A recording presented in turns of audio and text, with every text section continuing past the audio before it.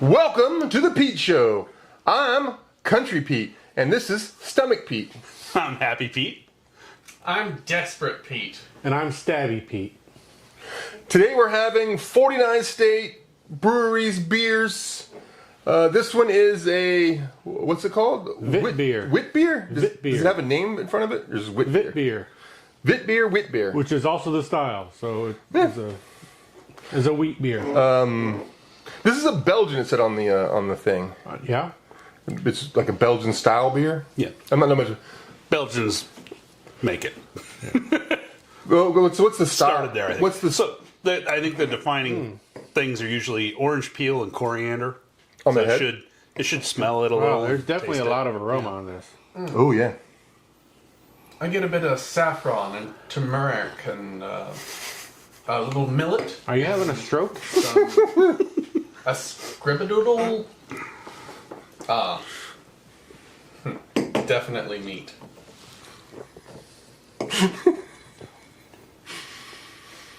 I get a bunch of flavors, but I can't really pull individual ones out.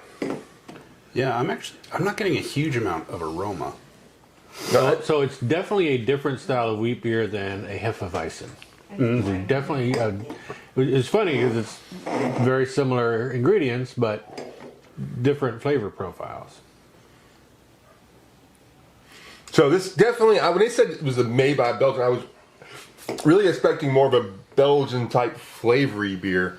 It doesn't have a lot of the Belgian flavor you get from a It does. But it uses different ingredients, besides just your normal German water, yeast, malt, hops, kind of thing. That Belgians, they'll throw kind of whatever in there and see what works. I definitely still think. I think it feels like they maybe still be using some Belgian strain of yeast. So it has that sort of that same kind of, I wouldn't call it sour flavor. So I like the flavor of this beer. It is a little bit has more flavor than the Pilsner, definitely. What's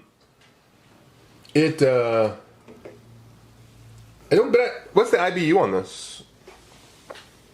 Are we 10. still rolling? Yeah. Yeah. So So if you didn't stop it, and the dog hasn't barked again, so I think she put her inside. So I just thought we should keep going. wait, I thought your dog was a boy dog. It is. I said it wrong. Okay. Well, he's not any dog anymore. He's a Zer. So you were half right. Well, he still has the red lipstick. He's still. I like this beer a lot. I think this is very tasty. This has very good flavor. Yeah, and I can get the aroma a lot better now. With more room in the glass. More room and it maybe just needed a little time too to kind I breathe or something because I get it a lot now. It's nice. Yeah. It's interesting that a lot of these beers have an optimal temperature to serve them at. Yeah. We had a mead at Thanksgiving that either could be served like 100 degrees or warmed, or it could be served slightly chilled, but it shouldn't be cold, like just slightly chilled. So we drank at room temperature, but it was still super tasty. But it was interesting that it said you would get slightly different flavors if it was a different temperature. I mean, there's a lot of foods that are like that, so it wouldn't surprise me that there's drinks that do the same thing. I know that's pretty common with. I mean, a nice hot hamburger versus a cold hamburger. I know Big difference. I know it's pretty common with barley wines. Like a little bit warmer barley wine is better. Like just slightly chilled just barley wine. In broad strokes, generally, I think your lighter beers are supposed to be colder, and then stronger beers are supposed to be a bit warmer. I could not handle a warm beer, just like I can't handle a warm seltzer. It just it disgusts me. Well, Unless it's a barley wine. but I think or something like that. for beers, I don't know if I've heard any that you Or a would stout. serve where they're really warm. Yeah, Because you have we're talking about cellar relatively temperature, warm. like I see. 50-something degrees. Okay, still somewhat chilled. Yeah. I wonder if at the brewery some of these are served at different temperatures. I don't know if they have different where they get served from different taps or whatever. I'd be high For the fancier ones, yeah. Probably. but I definitely get a great nose on it. I get that flavor of that yeast comes through. Very little hops. I think I can't really get any different hops flavors, but definitely the Belgian yeast definitely shows up for me. Yeah, I don't really notice them. I'm sure they're there, but I think they're kind of dwarfed by the spicing and. I'm going to give this beer. I'll go first for the untapped rating. I'm going to give this beer a 3.5. One thumb up. I'm not sure what Stomach Pete thinks. I think I would give this one a 3. I think I actually like the Pilsner a little better. Oh wow! You're not like. But real close. It's real close. I like this one. They're very different for sure. What'd you rate the? I gave it 3.25. I would give this one a 4. If I was to be served this, I think pretty much any time I would enjoy this. He's desperate for it. I'll give this one a 3.25. I liked it more than the Pilsner we had, but I don't like it that much more. That's a shotgun. 4, Yeah. 3.5, 3.25, 3. Shotgun approach. I would definitely recommend this beer, though. I think this is like a half step, though. I think many a times I'd rather just go for the full-on Belgian flavor with the sugar candy and all the other stuff added into it, like a triple or whatever. But you know, I like it. So this is a winter in Alaska. So I thought for the small talk of the episode, we'll probably not be super long on this, but it is crazy icy out there, and so we want to just say to everybody, you know, always be careful in the ice. You never know the next step is going to actually be a sheet of ice instead of what you think it is in Alaska or anywhere up north in the northern. That's not for my South Carolina friends, but I fell this morning. did you? Yeah. Are you hurt?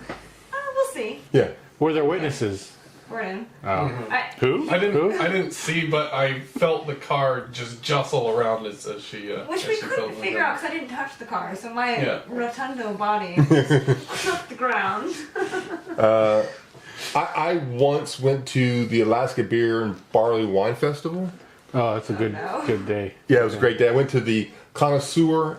No, I went to this was the Friday show, so it was just the single show, and a bunch of my buddies were there, and I was trying to get us to go somewhere else, but everybody else was pussing out on me, or actually that's probably the wrong word. Everybody else was Playing out. everybody else Wussing was out? wussing out on me.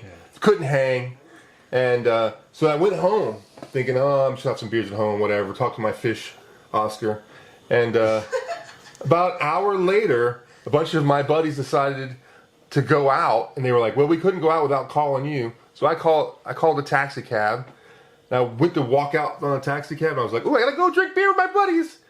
Ice slipped, landed right on my forehead. Oh no. I had to go to the hospital. Good thing you had a taxi there already. Take you there. Yeah, no, I had to go inside and get my wife. I didn't want the taxi guys. I was bleeding. I had it was 6 stitches. It doesn't, you can't really see it anymore, but it looked like I was Harry Potter. It was jizz jaggy. It was your friend's fault because they didn't go out with you originally. I know. He's so happy. He wasn't patient for the second wind. Yeah. I should have just stayed downtown waiting for someone to come downtown. Just felt like the bat signal. Yeah, there's nothing that could go wrong there. Desperate Pete could have joined you. Yeah. Want to hang out? Yeah. It was a good night. But I also want to say, if you go to the second day of Beer and Barley and Wine Festival, and they remember you from the day before, which everybody always remembers me when they see me, they see the next day, and you have a huge stitches in your head, and you're like, yeah, I fell down after I left this place. Don't worry about tickets anymore. Every glass I had was full to the brim, and I went both for the connoisseur and for the regular show afterwards. And I got so drunk, I just left and got in a taxi cab and showed the guy my ID. I was like, I just gave them. I was like, blah, blah, blah, blah. All my friends were looking for me, and they were like, who are you talking about? Johnny Knapp, the legendary Johnny Knapp. Who? Oh, sorry. Cut this out. Yeah, You're full of names. Johnny Chad now? Yeah, Johnny Chad now. That's right. Anyway, did you guys have any stories from the frozen north you want to say? No? Watch out on the ice. Yeah, it's an important safety tip. I put salt on the ice. I try to salt my stuff pretty Ice good. smells good. Yeah, really good. But like I salted that walkway today. I salted it yesterday. I salted it this morning. I salted it yesterday. You can't even tell. It's like the salt has got gone. There's just so much rain, so much melting and everything else. We had 6 foot of snow the other day. So if you have thick ice, a great tool to help you break it up to get it away is they Huge sell 'em- pecker. Well, okay. Anywho. Just thump it. So it's called a San Angelo. It's called a San Angelo bar, and it's like a 6 foot, long rod with sharpened end. It's like weighs like 16 pounds. I can't find mine. And you just drop it on the ice, and it'll crack it open, and it What makes does it a lot do to easier. skull? Wonders thing. Crack it. No comment. It also has a pointy end, if I remember correctly. Yes, at one end that's a point. The other end is kind of like a wedge thing. Could you? Are you stabbing the ice? I bet you get. I bet you get an extra 1d6 damage on that. Stabby. Probably. For a skill set. Anyway, like, comment, subscribe. It's really important. Hit that like button. We like you. Why don't you like us back? Do it. Do it. Don't drink alone. Drink with us here on the Pete Show. On the Pete Show. What is grape juice made out of? Drink your beer. Grapefruit. Grape? You mean grapefruit? I came up with that on the spot. We can tell. Yeah.